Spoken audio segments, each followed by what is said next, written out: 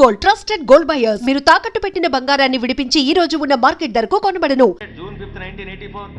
Name of the accused Surya.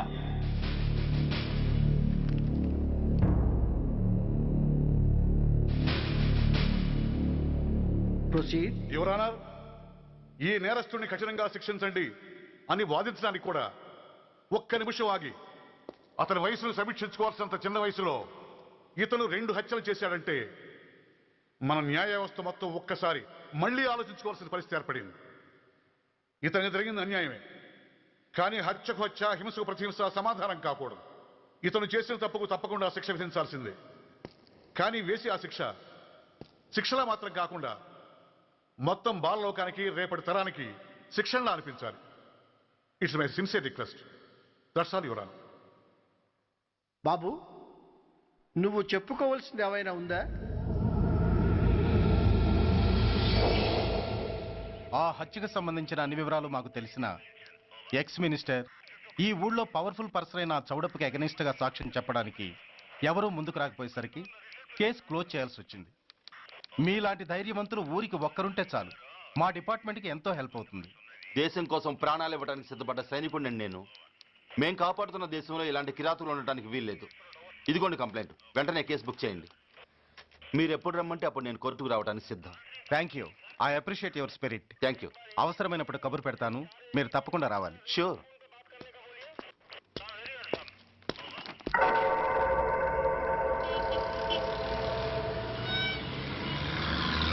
అవును sir, report ఇచ్చి వెళ్ళాడు. అడ్రస్ తెలుసు సార్, మిలిటరీలో పనిచేస్తాడట. లీవ్ మీద ఇంటికి వచ్చాడు. వాడి సంగతి మేము చూసుకుంటాం సార్, మీరేం వరి అవ్వకండి. అరే, ఈ మాత్రం దానికి మీరెందుకు సార్, మేమెందుకున్నాం?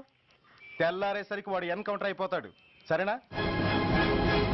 ఓకే సార్, ఉంటారు సార్. నమస్తే.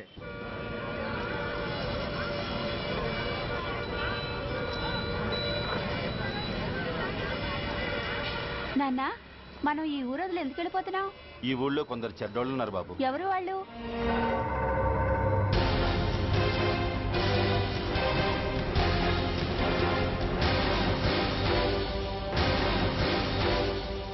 జై జవాన్.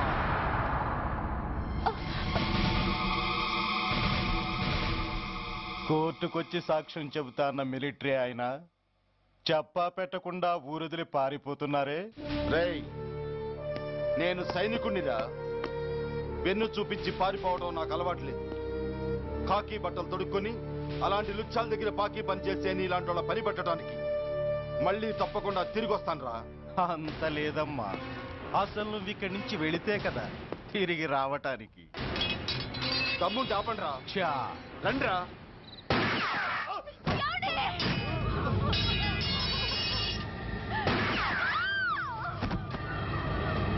రేయ్, ఆ 2 శవాల్ని బస్సు వెనక టైర్ల కింద పడుకోబెట్టు.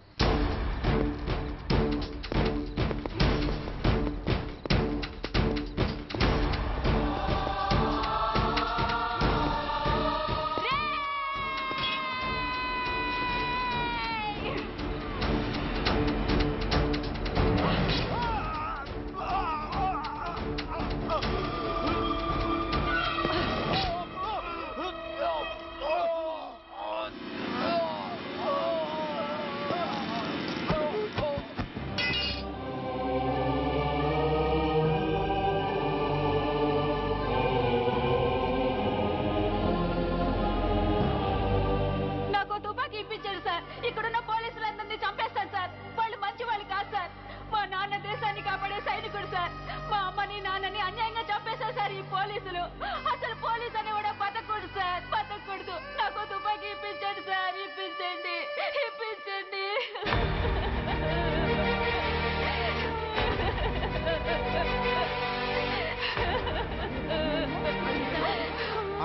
Order. The judgment is reserved. Court is adjourned. ఏ తలబట్టేసిందా? మీరా? ఏమా బాగున్నారా? బాగున్నాను. రండి కూర్చోండి. ఏరా, బోర్డర్లో ఉండాల్సిన వాడి కోర్టులో పరిశీలన అయ్యావు. ఎంతసేపు అయింది వచ్చి? ఈ కేసు హియరింగ్ స్టార్ట్ అయ్యేసరికి వచ్చావన్నయ్య. ఇంతకీ ఆ అబ్బాయికి ఏం శిక్ష పడొచ్చు?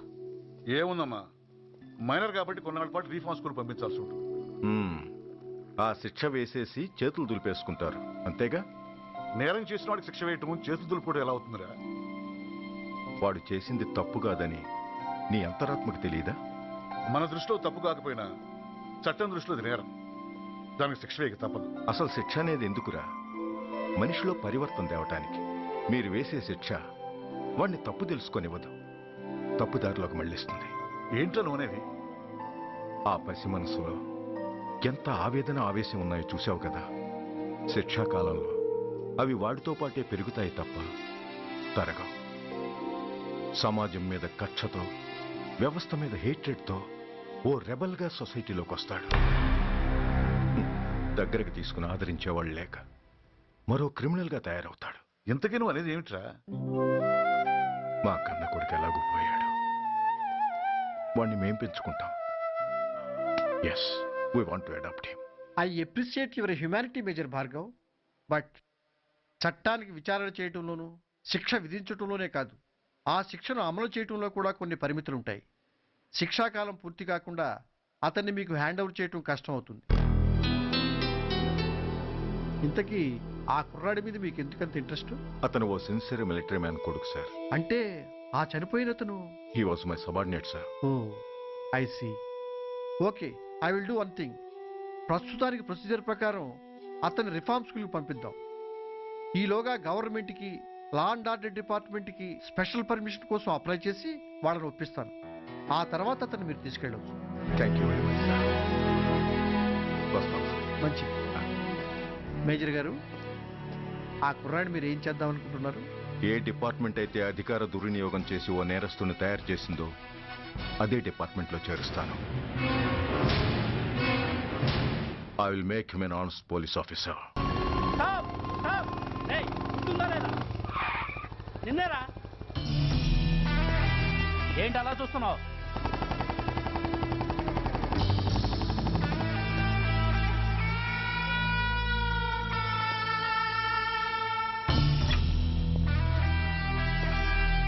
ఏంట్రా, ఏంటి మీదకి వస్తున్నావు? ఏమన్నావురా? సిగ్నల్ పడకుండా ఎందుకు వెళ్ళావు? నన్ను నువ్వు ఏమన్నావు? బుద్ధి ఉందా లేదా అన్నాను. ఓహో,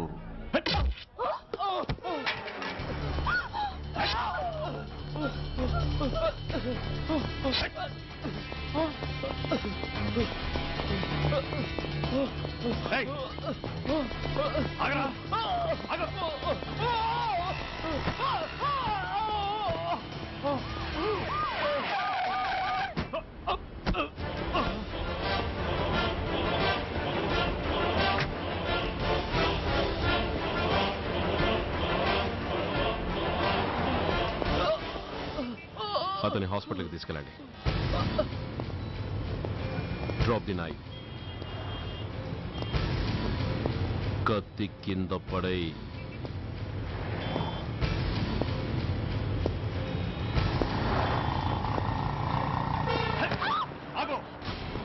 ముందుకొస్తే దీన్ని చంపేస్తా. చంపే. చంపితే ఏమవుతుంది? నిన్ను చంపడం నాకు ఇంకా తేలికవుతుంది. కమాన్, చంపే. ఆలోచిస్తావే కిల్లర్?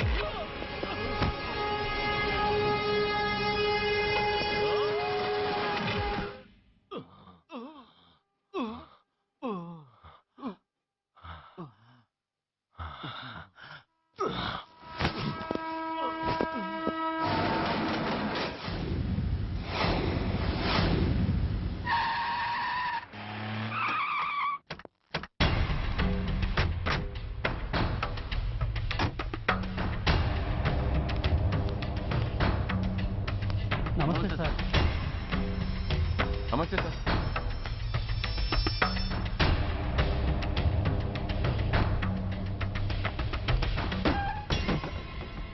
నేనెవరిని? మీరు అదే నేనెవరిని? మినిస్టర్ అప్పలనాయుడు గారు సార్. మరి వాడేవాడు? మీ అబ్బాయి గారు సార్. అంటే అది తెలిసే వాడిని లోపలేసావా? ఎఫ్ఐఆర్ ఎక్కడ్రా?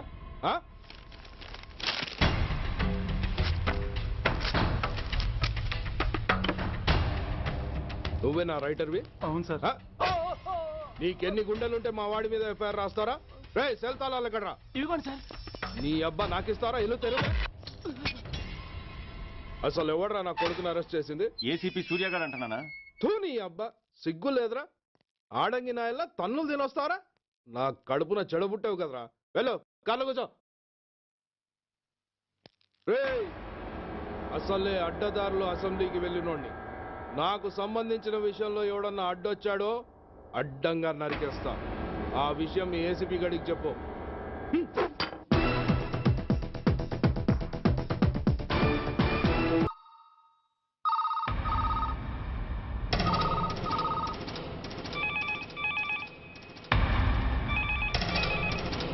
Commissioner here. ఏంటి ఏ పోలీస్ స్టేషన్లోనూ ఫోన్లు ఎత్తడం లేదా? ఏమయ్యారు వీళ్ళంతా?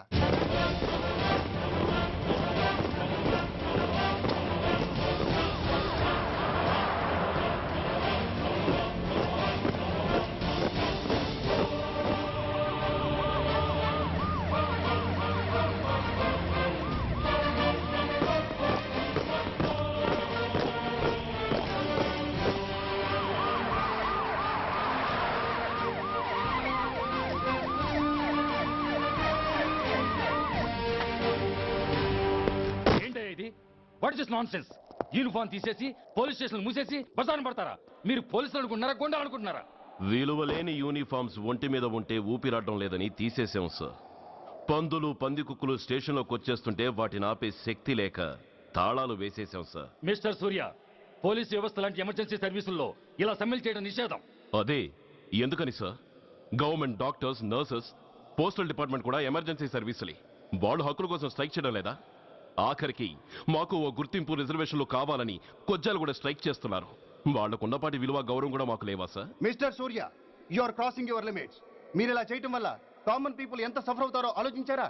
పోలీస్ అనేవాడు కూడా ఓ కామన్ మ్యాన్ అనేది మర్చిపోకండి సార్. ఇంతకీ మీకు ఏమన్యాయం జరిగిందయ్యా?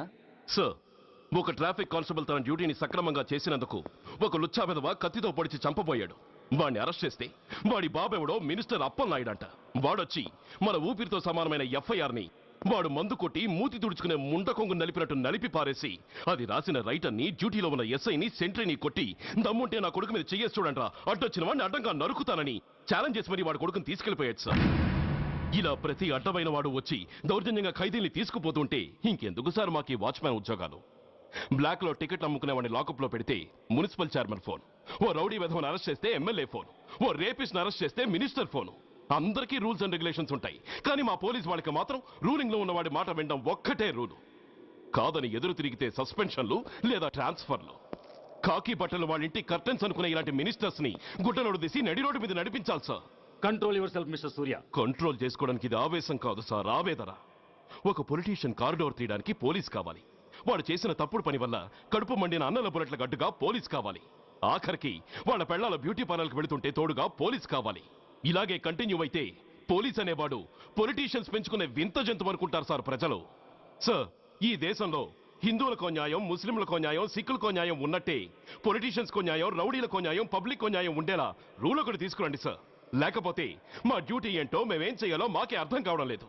రాజకీయం, రౌడీజం షేకెన్స్ ఇచ్చుకుని మమ్మల్ని దద్దమలు చేస్తున్నాయి. మీరేమో రూల్స్ రెగ్యులేషన్స్ అంటూ మా నోళ్లు చేతులు కట్టేస్తున్నారు. అందుకే ఏ రాజకీయ నాయకుడు లా అండ్ ఆర్డర్ లో జోక్యం చేసుకోకూడదని ఈ నిరసన. అంతేకాదు, చట్టాన్ని అవమానించి పోలీసుల్ని కొట్టివెళ్లిన మినిస్టర్ తన కొడుకుని తనే స్వయంగా తీసుకొచ్చి మాకు అప్పగించాలి. మా వాళ్ళని కొట్టినందుకు అతను మా అందరికీ క్షమాపణ చెప్పాలి. అతను మంత్రియా? తప్పు చేసింది మంత్రైనా మంత్రసానైనా ఒక్కటే సార్. అయితే మీ నిర్ణయంలో మార్పు లేదా? Sorry sir. సారీయా? నేనెందుకు చెప్పాలి సారీ? అయినా అంత టెన్షన్ పడతారు ఎందుకు? 2 రోజులు కడుపులు మారితే వాళ్ళే దిగొస్తారు. వాళ్ళ పరిస్థితి చూస్తే అలా లేదండి, చాలా పట్టుదలగా ఉన్నారు. మరీ అంత నెత్తికెక్కితే వాళ్ళని పీకి పారేసి కాస్త ఒడ్డు పొడుగున్న వాళ్ళని వేసుకుంటాం, అంతేగా? ఏంటి అప్పలనాయుడు, పోలీసులు అంటే పొలాల్లో పనిచేసే కూలీలు అనుకుంటున్నావా?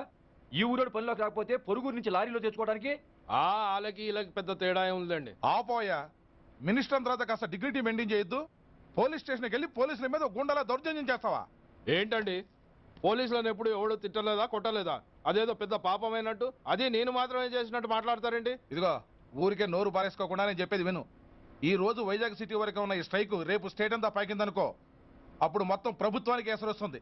ఆ పరిస్థితి కనుక వస్తే నిన్ను పార్టీ నుంచి ఈగ ముక్కను పీకినట్టు పీకి పారేస్తారు. అప్పుడుగా నేను ఎందుకు చెప్పాను నీకు అర్థం కాదు. అప్పలనాయుడు గారు, ప్రెసిడెంట్ గారు చెప్పింది కరెక్ట్. ఓటితో పోయేదాన్ని గొడ్డల దాకా తెచ్చుకోవడం దేనికి చెప్పండి? అయితే ఇప్పుడు నన్ను ఏం చేయమంటారు?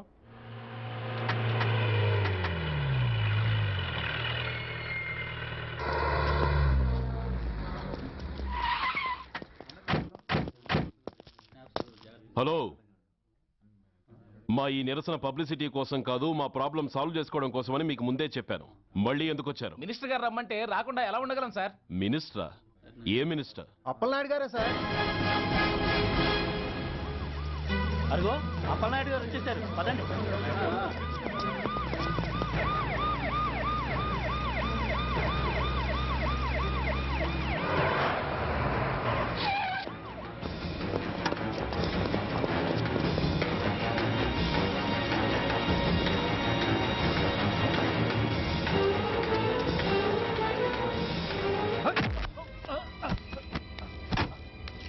కొడక, ఏమనుకుంటున్నారా? నువ్వేమన్నా పెద్ద రౌడీవా? నా పరువు తీసేసావు కదరా, నా కడుపును చెడబుట్టావు కదా.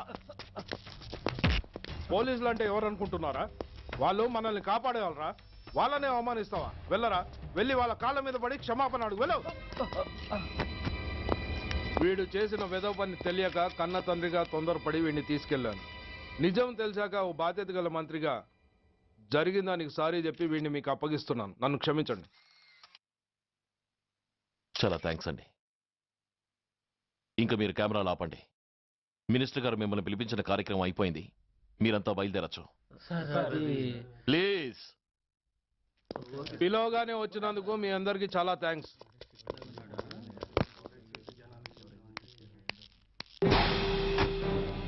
ఏంటయ్యా ఇది, ఎందుకు డోర్ మూసావు? ఏ సెక్యూరిటీ, అలా చూస్తూ నిలబడతా ఏంటి? ఏంటయ్యా ఇది? మీరు చెప్పింది చేశానుగా, నా కొడుకుని మీకు అప్పగించాను, మీ అందరికీ సారీ చెప్పాను, ఇంకా ఏంటి? చేసిన ప్రతి తప్పుకి సారీ అంటమే శిక్ష అయితే లా బుక్లన్నీ పాకెట్లో పెట్టుకునే డైరీ సైజుకి పడిపోతాయి. ఇంతకీ ఏంటయ్యా నువ్వు అనేది? మీరు మా వాళ్ళకిచ్చినవి తీసుకెళ్లిపోండి. ఒకళ్ళిచ్చిన ఉంచుకోవడం మాకు అలవాట్లేదు. నేనా? నేనేమిచ్చాను? మరి అంత మతిమరుపు అయితే ఎలా సార్? ఓయ్, ఏంటిది? మీరు మా ఎస్ఐకి చెప్పుతో ఇచ్చారు, అతని తరఫున నేను మీకు షూతో ఇస్తున్నాను. ఏయ్, ఎంత ధైర్యం రా నీకు? నన్నే కొడతావా? నీ ఎంత చూస్తాను, ప్రాణాలు తీస్తాను. ఏయ్, డిఐజీ కమిషనర్ ఎక్కడా మీరు?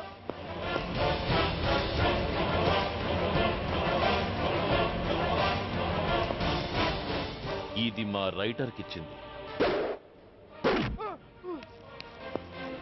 ఇది మా సెంట్రీకి ఇచ్చింది. ఇక ఒకటి మిగిలింది. ఇంకోట ఏంటది? ఈ ఎఫ్ఐఆర్ ని నలిపినందుకు.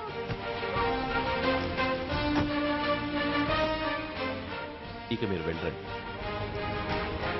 డ్రైవర్, వాడిని తీసుకెళ్లి లాకప్ లో పెట్టండి. ఇక మీరందరూ డ్యూటీలో జాయిన్ అవ్వచ్చు.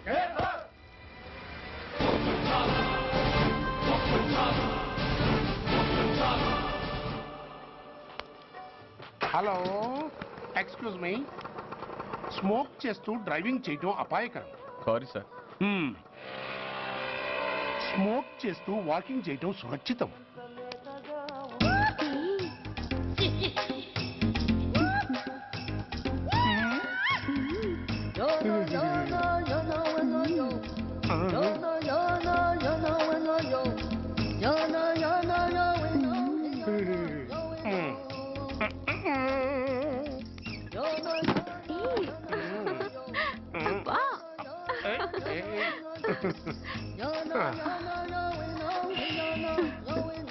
ఎలా ఉంది? అబ్బో సూపర్. తాపేశ్వరం కాజా అదిరింది. మరి నాకు ఇచ్చేస్తే నేను వెళ్ళిపోతా. ఏంటి ఇచ్చేది? నా పంతనానికి పేమెంట్. ఏంటి అర్థం కాలేదా? ఆడాళ్ళలో నువ్వు ఎలాగో, మగాళ్ళలో నేను అలా అనమాట. దొంగ సచ్చినోడా, నాటకాలు ఆడుతున్నావా? మర్యాదగా నా డబ్బులు ఇచ్చే. ఓయ్, సీను మార్చద్దు. ఇప్పుడు నువ్వు నన్ను రమ్మన్నావా, నేను నిన్ను రమ్మన్నానా? నేనే రమ్మన్నాను. లోపలికి వచ్చి నేనేమన్నాను? ఎంత అన్నావు? నువ్వేమన్నావు? 100 అన్నాను. కదా, అంటే నా పర్సనాలిటీకి నువ్వు కట్టిన రేటు 100 అన్నమాట. అదే నేను అడిగాను. ఇచ్చేమ్మా. ఏంట్రా ఓవర్ చేస్తున్నావు?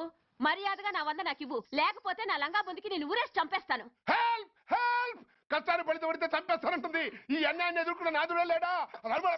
అరవకు. ఏదో మొగుడికి తెలియకుండా వారానికి ఒకసారి ఇక్కడికి వచ్చి గుట్టుగా బిజినెస్ చేసుకుంటున్నాను. నీకు దండం పెడతాను, నన్ను అలర్పాలు చేయమాక. నువ్వేమి ఇవ్వక్కర్లేదు, వెళ్ళిపో. మంది హైటెక్ బ్రెయిన్. నీ పేరు గంట గంగారత్నం, మీ ఆయన పేరు గంట గురనాథం. ఆడు ఎలక్ట్రిసిటీ బోర్డులో పనిచేస్తున్నాడు. డోర్ నెంబర్ 14/14, లింకు రోడ్డు, ఫిట్టింగులు పేట, విజయవాడ 2. ఇది నీ అడ్రస్. నేను మంచోని గనక కమిట్ అయిన 100తో అడ్జస్ట్ అయిపోతున్నాను. ఆలస్యమైందనుకో అది డబుల్ అయిపోద్ది. నోటు చేతిలో పెట్టు. థ్యాంక్స్. దున్నపోతులా ఉన్నావు, ఆడదాని ఉసురు పోసుకుంటున్నావు. ఎయిడ్స్ వచ్చి చస్తావు. Sorry, no chance. హెల్మెట్ లేకుండా నేను యుద్ధానికి వెళ్ళను. ఎత్ర నారీ వర్ధంతి తత్ర జీవనం సుఖాస్మనం. అంటే నాకేం తెలుసు? ఎప్పుడో విన్నాను, ఇప్పుడు అనాలనిపించింది అన్నాను. వస్తాను.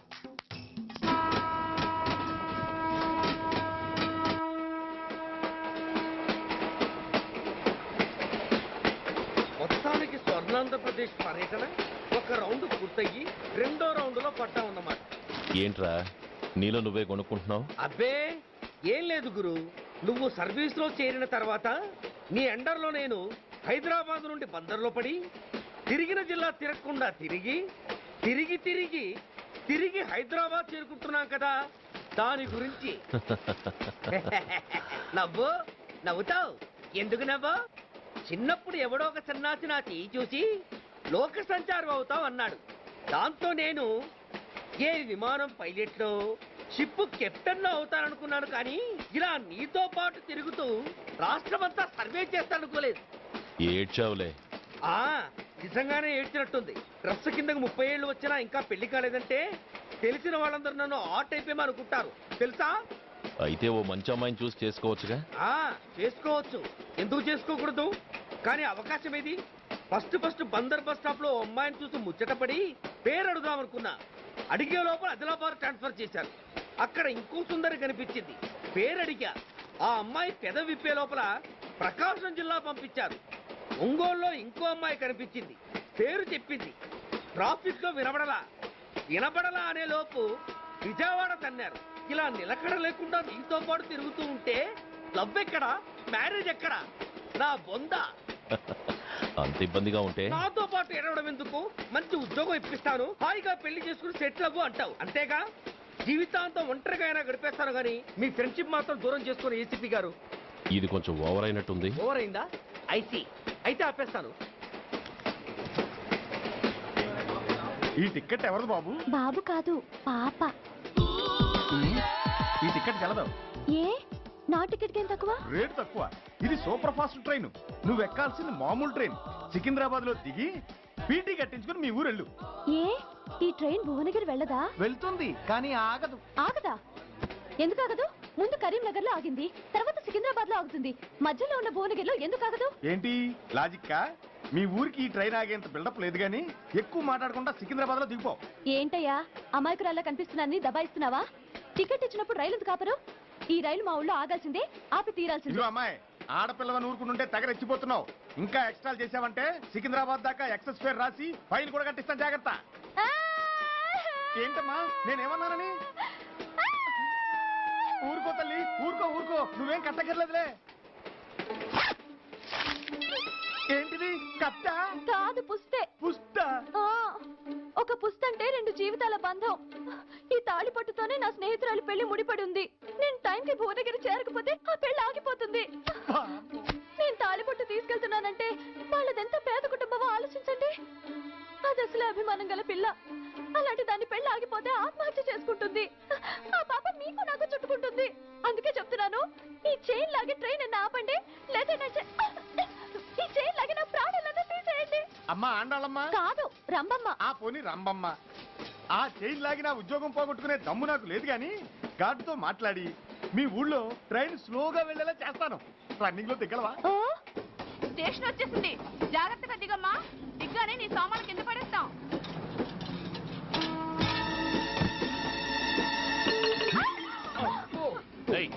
అసలు నీకు బుద్ధుందా? రన్నింగ్ లో ట్రైన్ ఎక్కుతున్నావు, పొరపాటున స్లిప్ అయితే? అబ్బో ఏంటి గురు, సహాయం చేస్తే సైరన్ అరుస్తుంది. నీకు అసలు బుద్ధుందా? ఇక్కడ బండి ఆగదని తెలిసి ఆ టీసీ గడి కాళ్ళు గడ్డాలు పట్టుకొని బతిలాడి బండి స్లో చేయించుకొని దిగితే నేను పడ్డ శ్రమంతా వృధా చేసి నన్ను మళ్ళీ లోపలికి లాగేసి రక్షించినట్టు పోసు కొట్టి పైగా లెక్చర్లు ఇస్తావా? కథ అడ్డం తిరిగిందే. ఇదిగో ఈ తాళి పొట్టు నా స్నేహితురాలి పెళ్లి టైంకి అందించడానికి రన్నింగ్ ట్రైన్ నుంచి దిగాను. నన్ను మళ్ళీ ట్రైన్ లోకి లాగేశావు. చూడు, ఈ తాళి ముహూర్తానికి అందకపోయినా, అక్కడ కట్టిన తోరణాలు ఎండిపోయినా, వేసిన అప్పడాలు మెత్తపడిపోయినా, సికింద్రాబాద్ స్టేషన్ లో దిగిన వెంటనే మా బావ కబురు పెట్టి మీ సంగతి తేలుస్తాను, తిరగేసి కొట్టి తిరుపతి చూపిస్తాడు. గురు, మనం హైదరాబాద్ చేరక ముందే ట్రాన్స్ఫర్ చేయించేలా ఉంది. అమ్మా, నీ బావ ఏమైనా రాజకీయ నాయకుడా? కాదు, స్ట్రిక్ట్ పోలీస్ ఆఫీసర్, ఏసీపీ సూర్య. ఏసీపీ సూర్య నీ బావ? ఏ చెవుడా? కాస్త సౌండ్ ప్రాబ్లం, తను వినుంటాడు.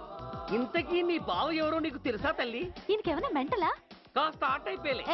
నువ్వేటైపోతే నాకేంటి? ఇదిగో పాయింట్కి వచ్చేస్తున్నాను. నువ్వేం చేస్తావో నాకు తెలీదు.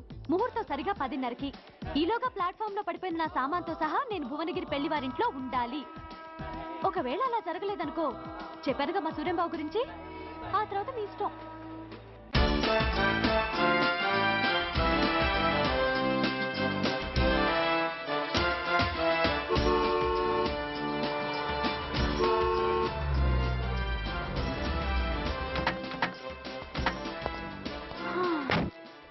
జురాసిక్ పార్క్ లో చిన్న డైనోసార్ లాగా ఏంటా లుక్కు?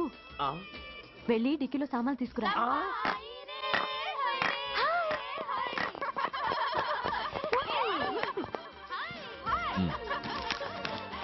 పర్వాలేదు, ఉంచుకో. టికెట్ ఏంటి ఇంత ఆలస్యంగా వచ్చావు? సారీనే. అది సరిగాని అతను ఎవరే? వీడా, వాడు అసిస్టెంట్. మరి అతను వాడా, మన బాడీ గార్డ్. అవును, పెళ్లి కూతురేది? లోపల మేకప్ అవుతుంది. నీ మీద చాలా కోపంగా ఉంది. కనీసం 2 రోజుల ముందైనా వస్తావని ఎక్స్పెక్ట్ చేసింది. దాని కోపం పోగొట్టడానికి నా దగ్గర ఓ మంత్రం ఉందిలే. ఈ ప్రెజెంటేషన్ చూడగానే అది ఐస్ అయిపోతుంది.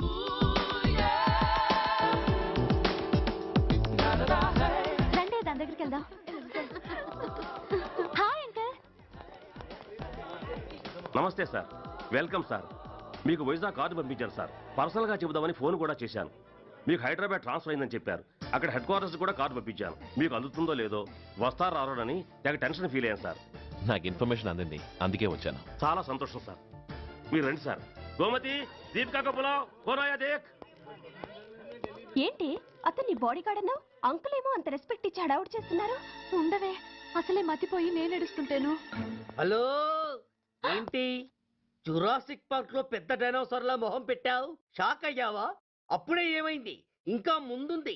ఇదిగో నీ బ్యాగ్, ఇదిగో నీ పెట్టి. నీకెప్పుడు చెప్తుండేవాడిని మా పోలీసులో హీరో, మా డిపార్ట్మెంట్ కి గర్వకారణమని. అంటే ఏసీపీ సూర్య. అవునమ్మా. Nice meeting sir. I'm so thrilled sir. మా భార్య సార్. నమస్తే జీ. నమస్తే. మా అల్లుడు సార్. Glad to meet you sir. వాళ్ళ father sir, ACP Suryan sir. Hello sir. ఏవే రమ్మా, ఇలా రావే. ఏ నిన్నే పిలుస్తుందే. నోరు మూయండి. Hello, calling. Go go.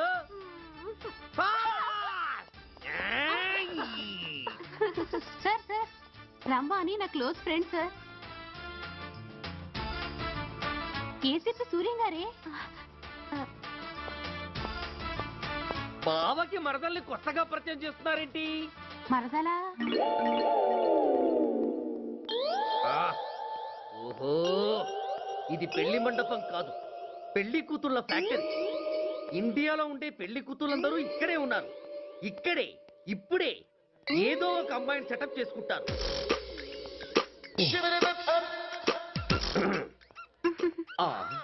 లేత క్యాబేజీ లాంటి కాలేజీ పిల్ల నన్ను చూసి నవ్విందంటే ఇక ప్రొసీడ్ అవ్వడమే. Hello, hi. ఎక్స్క్యూజ్ మీ, నన్ను చూసి మీరు నవ్వారంటే డెఫినెట్ గా నేను మీకు నచ్చుండాలి. Am I correct? ఆహా, ఇంకా ఎందుకు ఆలస్యం? పదండి పార్క్ వెళ్దాం. అమ్మో, పార్కు కా? ఎందుకు? ఎందుకేమిటి, మనసు విప్పి మాట్లాడుకోవడానికి. అమ్మో వద్దండి, మాది అసలే సాంప్రదాయమైన కుటుంబం. మీరు నన్ను పార్కుకు తీసుకువెళ్తారు, అక్కడ ఉన్న లవ్ జంటలు చూసి మనం కూడా అలా మాట్లాడుకుందామని నా భుజం మీద చేస్తారు.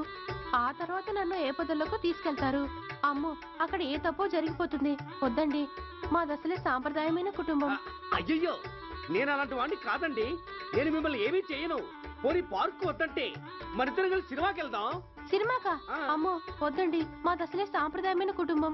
ఇద్దరం సినిమాకి వెళ్ళాక న్యూస్ అవగానే లైట్లు ఆపేస్తారు. ఆ తర్వాత మీరు చిన్నగా నా భుజం మీద చెయ్యేస్తారు. ఆ చీకట్లో లిప్ టు లిప్ కిస్ చేస్తారు. ఆ తర్వాత ఏ తప్పో జరిగిపోతుంది. అమ్మో వద్దండి, మాది అసలే సాంప్రదాయమైన కుటుంబం. అయ్యయ్యో, ఆ మాటకొస్తే మా కుటుంబంలో సాంప్రదాయమే తప్ప అసలు కుటుంబమే లేదండి. నేను చాలా జెంటిల్మెన్ని, ఎలిజిబుల్ బ్రహ్మచారిని. నేను మిమ్మల్ని ఏం చెయ్యను. మీ ఒంటి మీద అసలు చెయ్యే వెయ్యను. ప్రామిస్. అవును, నువ్వేం చేయనప్పుడు నీతో సినిమాకి పార్కుకి రావడం దేనికి రా? అమ్మో, సాంప్రదాయమైన కుటుంబం అంటే అర్థం ఇదా? కొంపదీసి ఎవరు చూడలేదు కదా? నేను చూశాను కదా.